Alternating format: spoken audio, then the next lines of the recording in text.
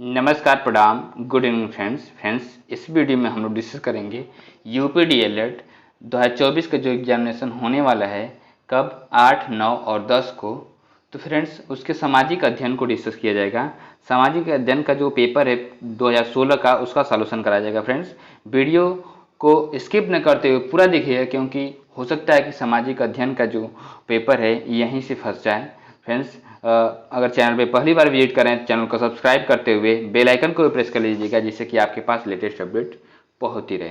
Friends आइए video की शुरुआत करते हैं। प्रभाकर एकेडमी में आपका स्वागत है। फ्रेंड्स मैं बता दूं, जो सामाजिक अध्ययन का पेपर है वो पंचम प्रश्न पत्र है और 2 घंटे का पेपर होगा। कितने घंटे का? 2 घंटे का पेपर होगा। आपको 2 घंटे में 50 नंबर का क्वेश्चन करना रहेगा। 50 नंबर का क्वेश्चन करना रहेगा और उसमें से अगर आपका नंबर 25 नंबर आ रहा है तो आप पास हो जाएंगे। अगर उससे कम नंबर आया तो आप फेल हो जाएंगे। फ्रेंड्स इसलिए कोशिश करिएगा कि आपका नंबर जो कम से कम सारे क्वेश्चन को करने की कोशिश करिएगा। उसके साथ साथ कम से कम आपका नंबर आए कम से कम 47, 45। अगर 45, 47 नंबर लाना चाहते हैं फ्रेंड्स, वीडियो को स्किप न करते हुए पूरा देखिएगा और चैनल को सब्सक्राइब भी कर लीजिएगा। फ्रेंड्स आइए वीडियो की शुरुआत करते हैं। क्या है, ध्यान से देखिएगा कि वस्तुनिष्ठ एमसीक्यू क्वेश्चन क्या दिया हुआ है। 15 क्वेश्चन एमसीक्यू रहेंगे। गद्य और पद दोनों में रचित वेद है। Option A Rigveda, option B Samaveda, option C Yajurveda और ऑप्शन डी अथर्ववेद। फ्रेंड्स का राइट ऑप्शन होगा ऑप्शन डी अथर्ववेद। अथर्ववेद जो है क्या कि वो गद्य और पद दोनों में रचित वेद है। ओके फ्रेंड्स आइए नेक्स्ट इसके डिस्क्रिप्शन को डिस्कस करते हैं। डिस्क्रिप्शन क्या, ध्यान से देखिएगा फ्रेंड्स।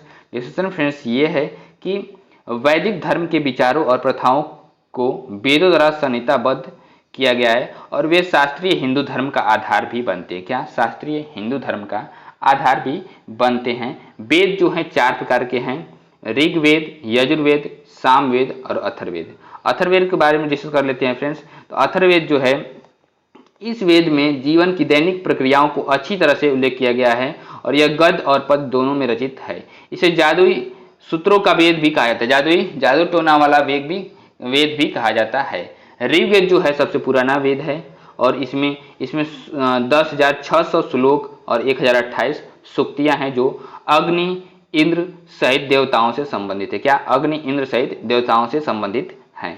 नेक्स्ट पॉइंट के बारे में डिस्कस करते हैं फ्रेंड्स। नेक्स्ट पॉइंट क्या, ध्यान से समझिएगा कि सामवेद को भारतीय शास्त्रीय संगीत और नृत्य का मूल माना जाता है। क्या? भारतीय शास्त्रीय संगीत और नृत्य का मूल माना जाता है। नेक्स्ट पॉइंट क्या है, यजुर्वेद का अर्थ उपासना ज्ञान है। इसके 2 प्रकार हैं, कृष्ण और शुक्ल। क्या? कृष्ण और शुक्ल।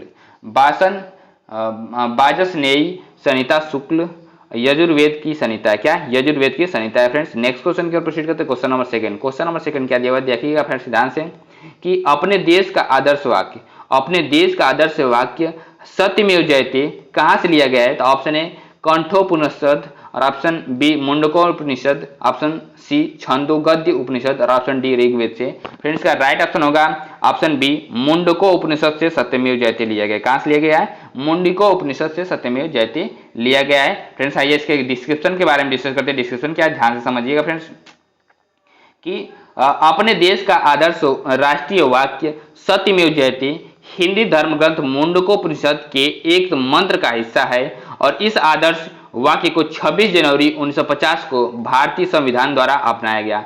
यह सारनाथ में मौर्य सम्राट अशोक द्वारा बनवाए गए सिंह स्तंभ पर देवनागरी में अंकित है। इस वाक्य का अर्थ होता है सत्य की ही जीत होती है। सत्य परेशान हो सकता है लेकिन जीत तो सत्य की ही होती है। फ्रेंड्स नेक्स्ट क्वेश्चन का प्रोसीड कर क्वेश्चन 3। क्या महात्मा बुद्ध के गृह त्याग को बौद्ध ग्रंथों में क्या कहा जाता है। तो ऑप्शन ए महाविनिष्क्रमण, ऑप्शन बी महापरिनिर्वाण, ऑप्शन सी धर्म चक्र प्रवर्तन, ऑप्शन डी अपरिग्रह।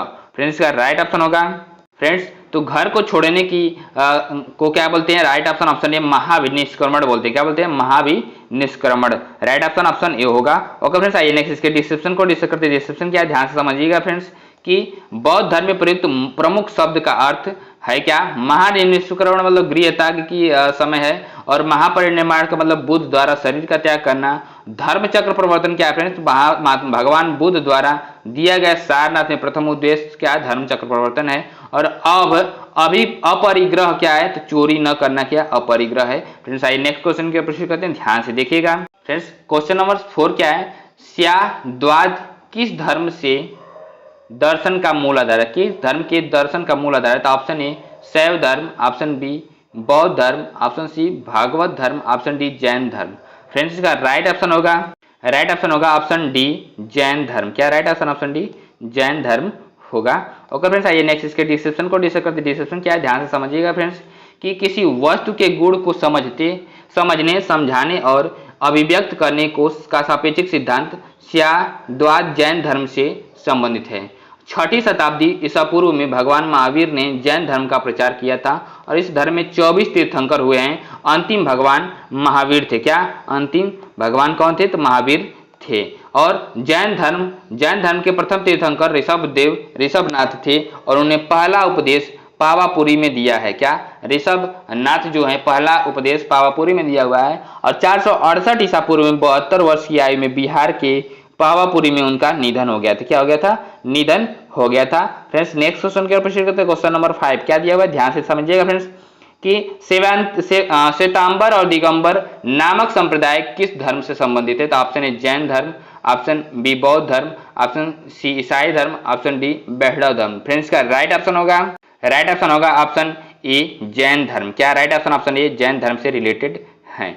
ओके फ्रेंड्स आइए नेक्स्ट इसके डिस्क्रिप्शन को डिस्कस करते हैं। डिस्क्रिप्शन क्या है फ्रेंड्स, ध्यान से देखिएगा, कि जैन धर्म की 2 शाखाएं श्वेतांबर और दिगंबर। श्वेतांबर संघ के साधु श्वेत वस्त्र धारण करते हैं, और दिगंबर संघ के साधु नग्न रहते हैं। फ्रेंड्स नेक्स्ट क्वेश्चन के प्रश्न करते हैं, क्वेश्चन नंबर 6, कौन सा साहित्य धर्मेतर साहित्य है, option A Rajatarangini, option B Jataka Katha, option C Mahabharata, और ऑप्शन डी रामायण। फ्रेंड्स का राइट ऑप्शन होगा ऑप्शन ए राज तरंगिणी। क्या राज तरंगिणी होगा। इसको फ्रेंड्स किसने लिखा है, तो कल्हड़ ने लिखा हुआ है, जो जम्मू कश्मीर के बारे में लिखा गया है। फ्रेंड्स आइए नेक्स्ट इसके डिस्क्रिप्शन को डिस्कस करते हैं। डिस्क्रिप्शन क्या है, ध्यान से देखिएगा फ्रेंड्स, कि धर्मेतर साहित्य ऐसे साहित्य जो धर्म से संबंधित न हो, अर्थात ब्राह्मण धर्म या बौद्ध धर्म या जैन धर्म के अलावा जो ग्रंथ अथवा साहित्य उस समय लिखे गए या बाद में लिखे गए, जिससे प्राचीन भारतीय इतिहास की जानकारी मिलती है,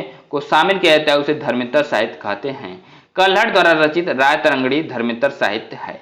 और अपने नेक्स्ट क्वेश्चन के प्रश्न करते हैं, क्वेश्चन नंबर 7, किस हड़प्पा सभ्यता स्थल से कांस्य नर्तकी की मूर्ति प्राप्त हुई है, तो option A Kalibanga, option B Chanhudaro, option C Mohenjodaro, और ऑप्शन डी हड़प्पा। फ्रेंड्स इसका राइट ऑप्शन होगा ऑप्शन सी मोहनजोदड़ो। क्या right option, option C Mohenjodaro होगा। ओके फ्रेंड्स आइए नेक्स्ट इसके डिस्क्रिप्शन को डिस्कस करते हैं। डिस्क्रिप्शन क्या है, ध्यान से समझिएगा फ्रेंड्स, कि सिंधु घाटी की कलाकृतियों में एक सर्वोत्कृष्ट कृति एक नाचती हुई लड़की यानी नर्तकी की कांस्य प्रतिमा है, जिसकी ऊंचाई लगभग 4 इंच है। क्या ऊंचाई लगभग 4 इंच है। मोहनजोदड़ो में पाई गई यह मूर्ति तत्कालीन ढलाई कला का एक उत्तम नमूना है। नर्तकी की त्वचा का रंग सांवला दिखाया गया है, और यह आकृति भाव व्यक्ति और शारीरिक ऊर्जा से ओतप्रोत है। कालीबंगा राजस्थान के हनुमानगढ़ जिले में स्थित है। यह प्राचीन समय में चूड़ियों के लिए प्रसिद्ध है। क्या प्राचीन समय में चूड़ियों के लिए प्रसिद्ध था। ओके फ्रेंड्स आइए नेक्स्ट क्वेश्चन के प्रश्न करते हैं, ध्यान से देखिएगा। नेक्स्ट क्वेश्चन क्या है फ्रेंड्स, क्वेश्चन नंबर 8, ग्लोब पर 2 स्थानों के बीच न्यूनतम दूरी होती है। क्या 2 स्थानों के बीच न्यूनतम दूरी होती है। ऑप्शन ए 45 डिग्री उत्तरी अक्षांश पर, ऑप्शन बी 45 डिग्री दक्षिणी अक्षांश पे, और ऑप्शन सी अंतरराष्ट्रीय तिथि रेखा पर, ऑप्शन डी प्रधान देशांतर पे। फ्रेंड्स का राइट ऑप्शन होगा ऑप्शन डी प्रधान देशांतर पे। क्या राइट ऑप्शन, ऑप्शन डी प्रधान देशांतर पे न्यूनतम दूरी होती है। ओके फ्रेंड्स आइए नेक्स्ट इसके डिस्क्रिप्शन को डिस्कस करते हैं। डिस्क्रिप्शन क्या है, ध्यान से देखिएगा friends.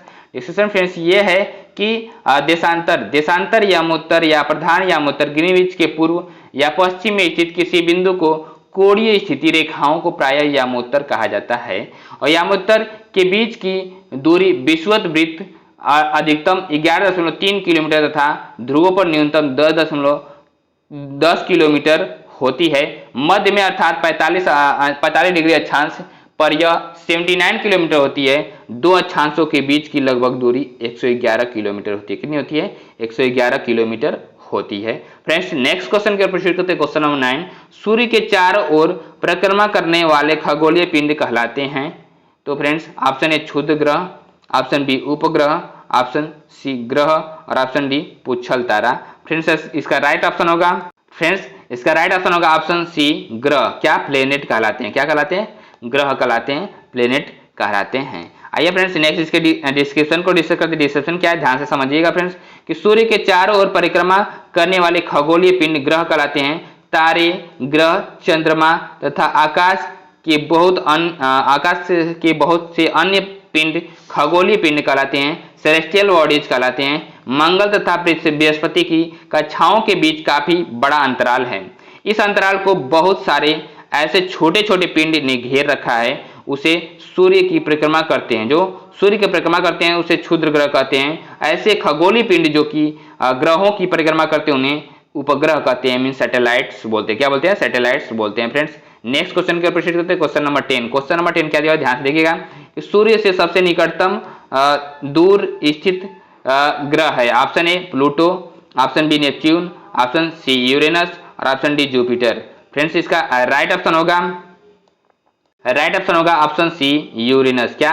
Right option C Uranus जो है सबसे दूर स्थित ग्रह है, सबसे दूर स्थित यूरेनस है। ओके फ्रेंड्स आइए नेक्स्ट इसके डिस्क्रिप्शन को डिस्कस करते हैं। डिस्क्रिप्शन क्या है ध्यान से समझिएगा फ्रेंड्स। डिस्क्रिप्शन फ्रेंड्स ये है कि सूर्य से दूरी के आधार पर स्थित बुध, शुक्र, पृथ्वी, मंगल, बृहस्पति, शनि, अरुण, नेपच्यून, वरुण, यूरेनस है। यूरेनस जो है सबसे दूर है स्थित। ठीक है फ्रेंड्स, सूर्य से सबसे दूर स्थित ग्रह यूरेनस है और सूर्य से सबसे समीप स्थित ग्रह तो बुध है, मर्क्यूरी है और सूर्य से दूरी के आधार पर पृथ्वी की स्थिति क्या है? तो तीसरी है। क्या है? तीसरी है। अगर हम नेक्स्ट क्वेश्चन के प्रोसीड करते हैं। क्वेश्चन नंबर 11, पृथ्वी पर दिन एवं रात होने का कारण क्या है? पृथ्वी के अक्ष का झुकाव, ऑप्शन ए, ऑप्शन बी पृथ्वी का सूर्य के चारों ओर परिक्रमण, ऑप्शन बी, ऑप्शन सी पृथ्वी के सापेक्ष सूर्य की गति, ऑप्शन डी पृथ्वी का अपने अक्ष पे घूर्णन। फ्रेंड्स इसका राइट ऑप्शन होगा ऑप्शन डी, पृथ्वी का अपने अक्ष पे घूर्णन करना ही क्या दिन रात होता है। और जब सूर्य के चारों तरफ घूमेगी तो उससे क्या होगा? ईयर चेंज होगा, मतलब सीजन चेंज होगा। ओके फ्रेंड्स आइए नेक्स्ट इसके डिस्क्रिप्शन को डिस्कस करते हैं। डिस्क्रिप्शन क्या है ध्यान से समझिएगा फ्रेंड्स। पृथ्वी का अपने अक्ष पर घूर्णन के कारण पृथ्वी पर दिन रात होती है और सूर्य के चारों ओर एक स्थित कक्षा में पृथ्वी की गति को परिक्रमण कहते हैं। इसी के कारण ऋतुएं परिवर्तित होती है। क्या होती है? ऋतुएं परिवर्तित होती हैं। फ्रेंड्स नेक्स्ट क्वेश्चन के प्रोसीड करते हैं। Question number 12। क्वेश्चन नंबर 12 क्या दिया हुआ है? 0 डिग्री अक्षांश को कहते हैं। ऑप्शन ए भूमध्य रेखा को, ऑप्शन बी कर्क रेखा को, ऑप्शन सी मकर रेखा को और ऑप्शन डी आर्कटिक वृत्त को। फ्रेंड्स का राइट ऑप्शन होगा ऑप्शन ए भूमध्य रेखा। किसको? भूमध्य रेखा को बोलते हैं, मतलब कि इक्वेटर को बोलते हैं। किसको बोलते हैं? इक्वेटर को 0 डिग्री अक्षांश बोलते हैं। फ्रेंड्स आइए नेक्स्ट इसके डिस्क्रिप्शन को डिस्कस करते हैं। डिस्क्रिप्शन क्या ध्यान समझिएगा। 0 डिग्री अक्षांश को भूमध्य रेखा कहा जाता है। भूमध्य रेखा पृथ्वी को उत्तरी गोलार्ध तथा दक्षिणी गोलार्ध में बांटती है और सभी अक्षांश रेखाएं एक दूसरे से समांतर होती हैं।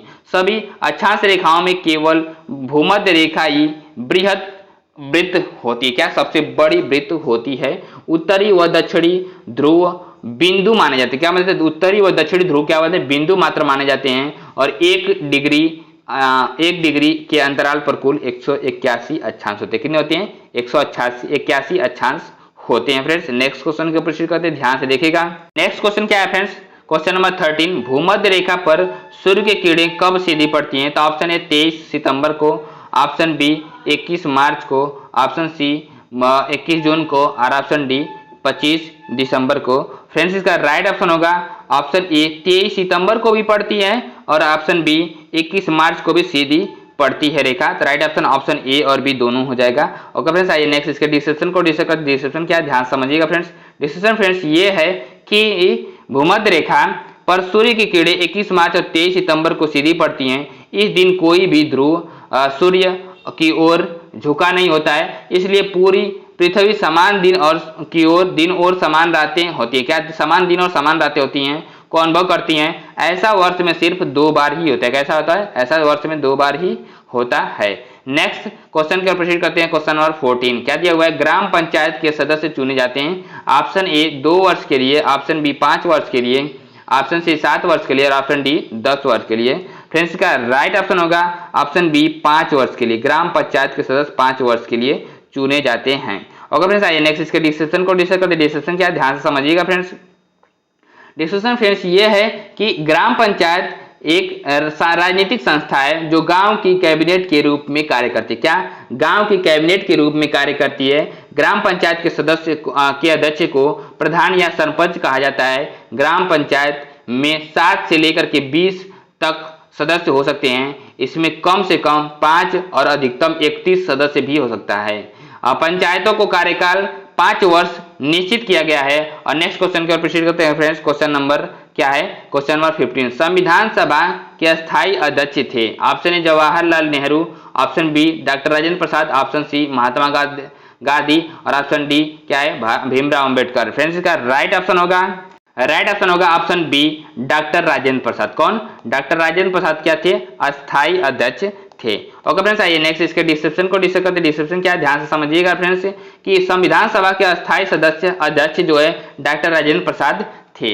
नेक्स्ट क्वेश्चन की ओर प्रोसीड करते हैं फ्रेंड्स। अब जो क्वेश्चंस रहेंगे 15 क्वेश्चन तो क्या थे कि एमसीक्यू क्वेश्चन थे। तो ये नंबर गेन करने वाले क्वेश्चन थे। किस मिस कहने का मतलब कि अगर आप सही करेंगे तो आपको नंबर तुरंत मिल जाएगा, अगर गलत करेंगे तो नंबर कट जाएगा फ्रेंड्स। इसलिए एमसीक्यू को बड़े ध्यान से सोच समझ के करिएगा, जिससे कि आपका नंबर 15 नंबर ऐसे ही मिल जाएगा। नेक्स्ट फिर आगे जो रहेगा क्वेश्चन तो उसको भी कर देंगे तो आपको कम से कम 25 नंबर मिल जाएगा, बैक आपका नहीं लगेगा।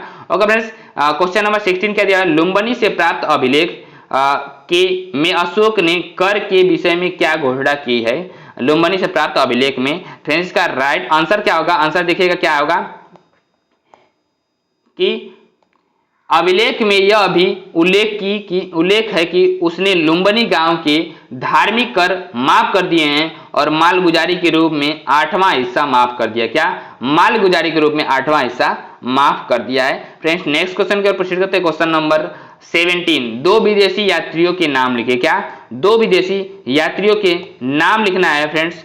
तो क्या है 2 विदेशी यात्रियों के नाम? 2 विदेशी यात्रियों के नाम 630 से 645 ईस्वी में चीन का एक और बौद्ध भिक्षु था जो हर्षवर्धन के शासनकाल में के दौरान भारत आया था, जिसको हम वेनसांग बोलते हैं। क्या बोलते हैं? वेनसांग बोलते हैं। ओके फ्रेंड्स, क्या है? अल-बरूनी जो है अबू रहमान महमूद 1024 से 1030 ईस्वी महमूद गजनी के साथ अल-बरूनी ने भारत का दौरा किया। वह एक फारसी विद्वान थे जो भारत आए थे। क्या? अल-बरूनी क्या है? फारसी विद्वान था। ओके फ्रेंड्स, आइए नेक्स्ट क्वेश्चन के प्रश्न करते हैं। क्वेश्चन नंबर 18 क्या दिया हुआ है? ध्यान से समझिएगा फ्रेंड्स कि पाषाण युग को कितने भागों में बांटा गया है, उनके नाम लिखिए। पाषाण युग को कितने भागों में बांटा गया उसके नाम लिखना है फ्रेंड्स। तो क्या है? पाषाण युग को निम्न भागों में बांटा गया है। पूरा पाषाण काल, मध्य पाषाण काल, नव पाषाण काल, ये 3 भागों में बांटा गया है। नेक्स्ट क्वेश्चन को प्रोसीड करते हैं। क्वेश्चन नंबर 19 क्या दिया हुआ है? ईसा पूर्व का अर्थ बताइए। यह ईसा मसीह के जन्म के पूर्व का समय है, इसलिए इसे ईसा पूर्व कहा जाता है। और कहने का अर्थ है यह है कि ईसा के जन्म के पहले इतिहास में जितनी भी घटनाएं हुई उन सभी का गिनती ईसा पूर्व में हुई होती है। क्या? ईसा पूर्व में ही होती है। नेक्स्ट क्वेश्चन को प्रोसीड करते हैं। Question number 20। क्वेश्चन नंबर 20 क्या दिया हुआ है? सप्त सैंधव के अंतर्गत आने वाली नदियों के नाम बताइए। फ्रेंड्स आइए आंसर को डिस्कस करते हैं। फ्रेंड्स इसका आंसर होगा सप्त सैंधव के अंतर्गत आने वाली नदियों के नाम क्या है? तो सिंधु है, झेलम है, चिनाब है, रावी, सतलुज, ब्यास, सरस्वती। क्या? सिंधु, झेलम, चिनाब, रावी, सतलुज, ब्यास और सरस्वती ये क्या? सप्त सैंधव के अंतर्गत आने वाली नदियों के नाम है। फ्रेंड्स नेक्स्ट क्वेश्चन का प्रश्न करते हैं। क्वेश्चन नंबर 21 16 जनपदों में से कौन से 4 जनपद प्रमुख महाजनपद थे? आइए इसके बारे में डिस्कस करते हैं फ्रेंड्स। 16 जनपदों में से क्या? 16 महाजनपदों में से 4 प्रमुख महाजनपद मगध के हर्यक थे और वत्स के पौरव थे, कौशल के इक्ष्वाकु थे और अवंतु के प्रदूत थे। ये 4 जो महाजनपद थे वो क्या है? बहुत ही प्रमुख थे। ओके फ्रेंड्स, आइए नेक्स्ट क्वेश्चन के प्रश्न करते हैं। क्वेश्चन नंबर 22 क्षुद्र ग्रह कहाँ पाए जाते हैं? क्या? क्षुद्र ग्रह कहाँ पाए जाते हैं? तो तारों, ग्रहों और उपग्रहों के अलावा कई छोटे पिंड भी सूर्य के चारों ओर घूमते हैं। इन पिंडों को क्षुद्र ग्रह कहा जाता है। वे मंगल और बृहस्पति ग्रह की कक्षाओं के बीच में पाए जाते हैं। मंगल और बृहस्पति की कक्षाओं के बीच में पाए जाते हैं। नेक्स्ट क्वेश्चन की ओर प्रोसीड करते हैं फ्रेंड्स। क्वेश्चन नंबर 23, तारा किसे कहते हैं? तारा किसे कहते हैं मीन्स स्टार किसे कहते हैं? फ्रेंड्स स्टार का मतलब ये हुआ फ्रेंड्स कि तारा कुछ खगोलीय पिंड बड़े आकार वाले तथा गर्म होते हैं। ये गैसों से बने होते हैं और इनके पास अपनी ऊष्मा तथा प्रकाश होता है जिसे वे बहुत बड़ी मात्रा में उत्सर्जित करते हैं। इन खगोलीय पिंडों को तारा कहते हैं। क्या कहते हैं? इन खगोलीय पिंडों को तारा कहते हैं। फ्रेंड्स नेक्स्ट क्वेश्चन क्या है? चंद्र ग्रहण की स्थिति का चित्र बनाइए। चंद्र ग्रहण की स्थिति का चित्र बनाइए। क्वेश्चन नंबर 24 क्या देखेगा? ध्यान से देखिएगा फ्रेंड्स ध्यान से देखिएगा। चंद्र ग्रहण में क्या होता है? चित्र यह दर्शाता है कि चंद्र ग्रहण के समय सूर्य, पृथ्वी और चंद्रमा की स्थिति कैसे होती है। सूर्य, पृथ्वी और चंद्रमा एक ही सीध में होते हैं जिससे पृथ्वी की छाया चंद्रमा पर पड़ती है। क्या? पृथ्वी की छाया चंद्रमा पर पड़ती है। ये क्या है? सन है, यहाँ पे अर्थ है और यहाँ पे क्या है? ये मून है। ठीक है फ्रेंड्स, ये अर्थ जो है बीच में है, तो इसकी जो इधर से सन की लाइट आएगी इधर, तो इसकी छाया किस पे पड़ेगी? चंद्रमा पर पड़ेगी, तो इससे क्या बनेगा? आपका चंद्र ग्रहण लगेगा। फ्रेंड्स ऐसे ही आप फिगर बनाइएगा, यहाँ पे सन बना दीजिएगा, यहाँ पे अर्थ, यहाँ पे उसके बाद मून बना दीजिएगा। तो इस तरह आपका सारी चीजें क्लियर हो जाएगी जिससे आपको नंबर मिल जाएगा। ओके फ्रेंड्स, आइए नेक्स्ट क्वेश्चन की ओर प्रोसीड करते हैं। नेक्स्ट क्वेश्चन क्या है फ्रेंड्स? मकर रेखा किसे कहते हैं? मकर रेखा किसे कहते हैं? इसके बारे में हम लोग डिस्कस करते हैं कि क्या है मकर रेखा फ्रेंड्स। कि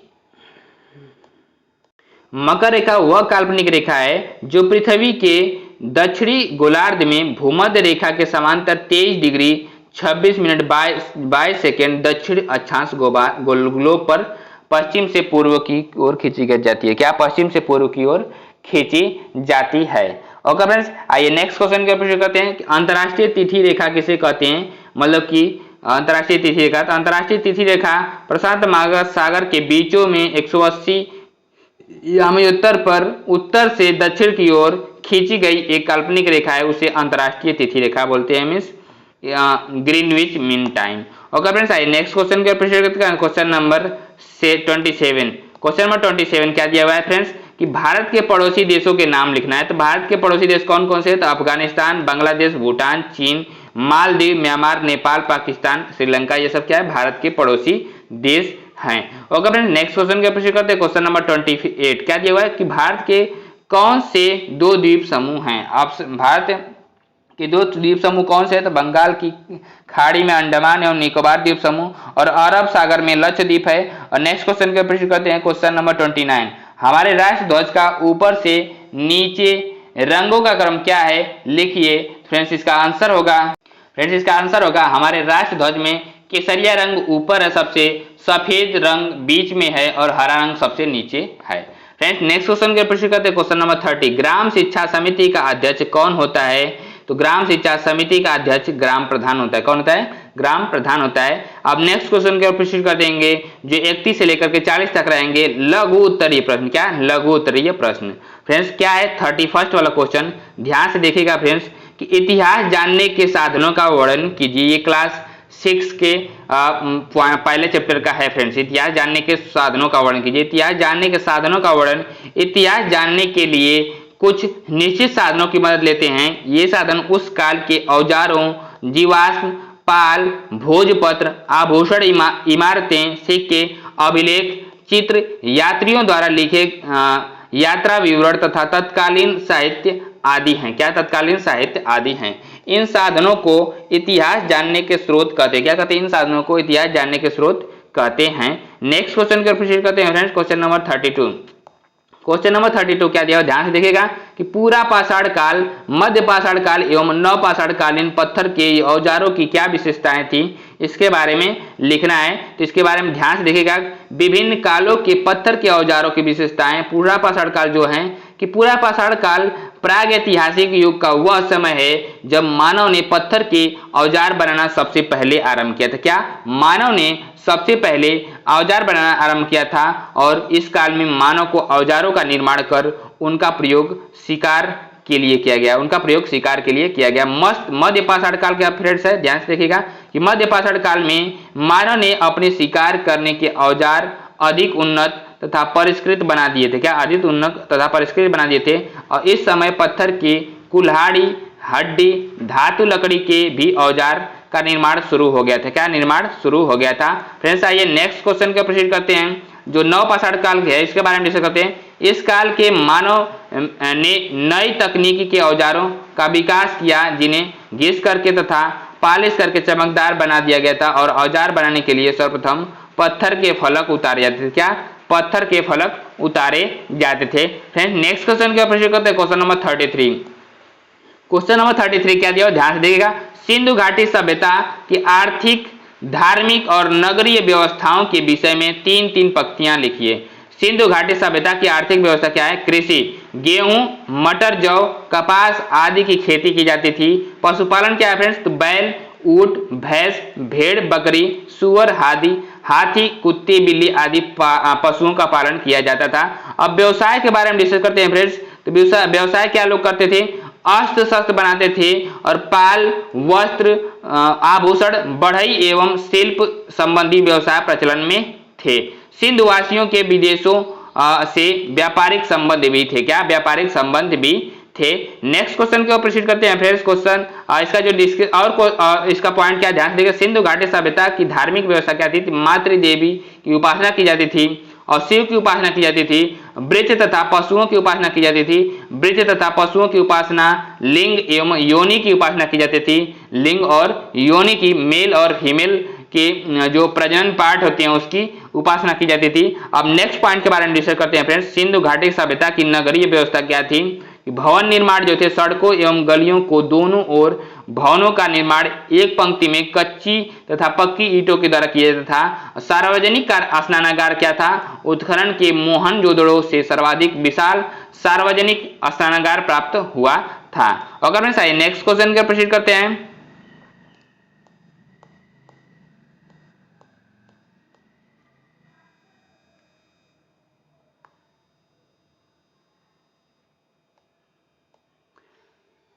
फ्रेंड्स त्रिरत्न किसे कहा जाता है? त्रिरत्न किसे कहा जाता है? तो त्रिरत्न और अष्टांगिक मार्ग क्या है, यह किससे संबंधित है, वर्णन कीजिए। तो त्रिरत्न जैन धर्म के त्रिरत्न सम्यक ज्ञान, सम्यक दर्शन और सम्यक आचरण है। अष्टांगिक मार्ग क्या है फ्रेंड्स? इसके बारे में हम लोग डिस्कस कर लेते हैं। तो अष्टांगिक मार्ग, दुख से मुक्ति के 8 उपाय को बुद्ध ने अष्टांगिक काल का कहा है। क्या कहा है? अष्टांगिक कहा है। ये क्या है? सम्यक दृष्टि, सम्यक संकल्प, सम्यक वाणी, सम्यक कर्मार्थ और सम्यक आजीविका, सम्यक व्यायाम और सम्यक स्मृति, सम्यक समाधि, ये सब सारी चीजें हैं। आइए नेक्स्ट इसको एक एक करके डिस्कस कर लेते हैं। सम्यक दृष्टि अर्थात 4 आर्य सत्रों का ज्ञान प्राप्त करना। नेक्स्ट पॉइंट क्या है फ्रेंड? सेकेंड, सम्यक संकल्प अर्थात हिंसा, द्वेष, राग, वासना एवं दुर्भावना का त्याग करना। नेक्स्ट क्या है फ्रेंड? थर्ड, सम्यक वाणी अर्थात सच बोलना। नेक्स्ट फोर्थ क्या है फ्रेंड? सम्यक वर्मात अर्थात विषय वासना से रहित कार्य करना चाहिए। नेक्स्ट पॉइंट के बारे में डिस्कस करते हैं। फिफ्थ, सम्यक आजीविका अर्थात प्रत्येक जीव को अपने परिश्रम तथा ईमानदारी से करना। क्या? परिश्रम और ईमानदारी से होना। नेक्स्ट है फ्रेंड्स सम्यक व्यायाम अर्थात शुद्ध विचार ग्रहण करना। फोर्थ सेवेंथ क्या फ्रेंड्स? सम्यक स्मृति अर्थात मन, वचन एवं कार्य की प्रत्येक इच्छा क्रिया को प्रति सचेत करना। 8 वाला क्या फ्रेंड्स? सम्यक समाधि अर्थात चित्त की एकाग्रता। नेक्स्ट पॉइंट के बारे में डिस्कस करते हैं। Question number 35।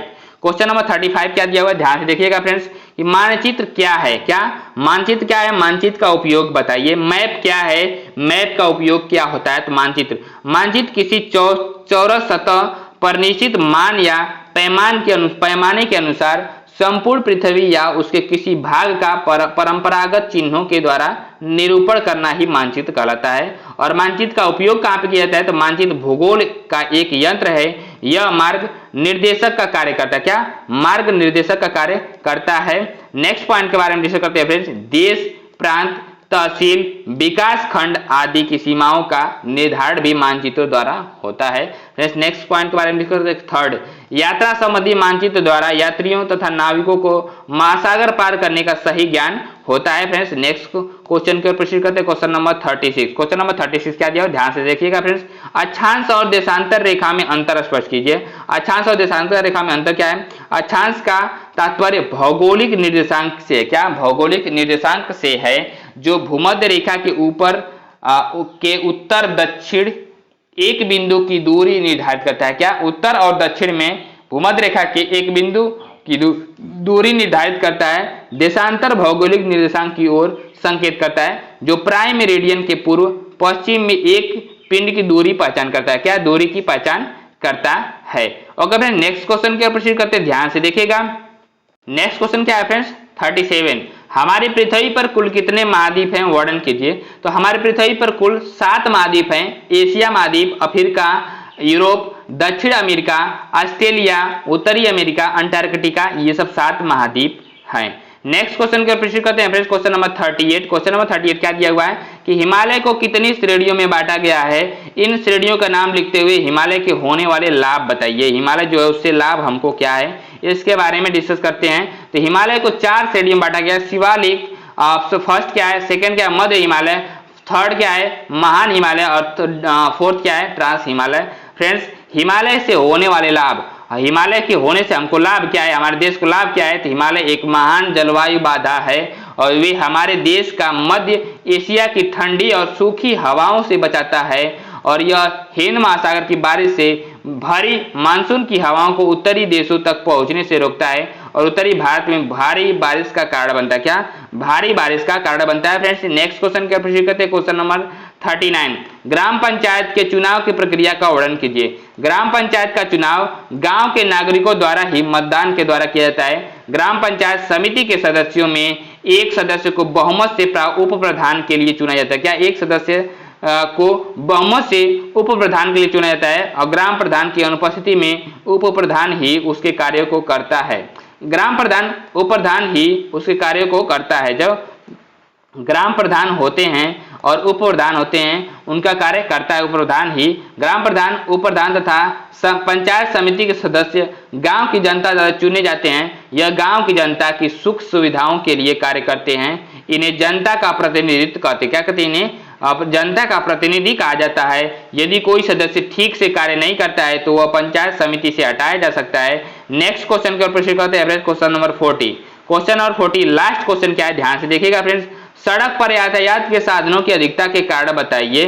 क्या है, सड़क पर यातायात के साधनों की अधिकता जनसंख्या के वृद्धि के कारण है। क्या जनसंख्या जैसे बढ़ते जा रही है वैसे ही यातायातों की साधन भी बढ़ते जा रहे हैं। जो निरंतर बढ़ती जा रही है जनसंख्या के कारण यातायात के साधन भी बढ़ते जा रहे हैं। सड़क दुर्घटनाएं एक ही मार्ग पर अत्यधिक भीड़ भाड़ और जाम के कारण होता है। फ्रेंड्स, नेक्स्ट जो ये वीडियो यहीं पे इन करते हैं। वीडियो को देखने के लिए बहुत बहुत धन्यवाद, और आप जाकर के अपने एग्जामिनेशन में बेटर करके आइएगा। सबसे बेटर मीन्स कहने का मतलब कि आप अपना कंपैरिजन खुद से करिएगा। कम से कम 50 में से 45 तो नंबर लाने की कोशिश ही करिएगा।